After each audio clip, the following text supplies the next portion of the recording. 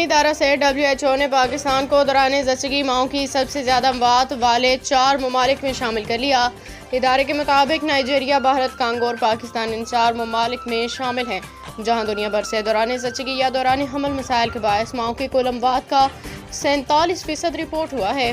عالمی ادارہ صحت سمیت اقوام متحدہ کے 3 اداروں کی مشترکہ رپورٹ کے مطابق 2023 میں دنیا بھر میں دوران زچگی یا دوران حمل ماؤں کے 2,60,000 اموات رپورٹ ہوئی ہیں، جن میں صرف نائجیریا میں 75,000 مائیں دوران زچگی جان سے گئیں، جو کل اموات کا 28.7% بنتا ہے، دنیا میں سب سے زیادہ ہے۔ 2023 کے اسی عرصے میں بھارت اور کانگو میں 19,000 مائیں بچوں کو جنم دیتے ہوئے موت کا شکار ہو گئیں، جبکہ پاکستان میں مجموعی طور پہ 11,000 اموات ہوئی ہیں۔ بھارت اور کانگو کا عالمی سطح پہ دوران زچگی ہونے والے اموات میں 7.2%، جبکہ پاکستان کا حصہ 4.1% رہا۔ رپورٹ کے مطابق 2023 میں دوران زچگی ماؤں کے 47% اموات صرف ان 4 ممالک میں ہوئی ہیں۔ زیادہ تر اموات بچے کی پیدائش کے دوران زیادہ خون بہنے، انفیکشن، ہائی بلڈ پریشر اور زچگی کے دوران مسائل کی وجہ سے ہوئی ہیں۔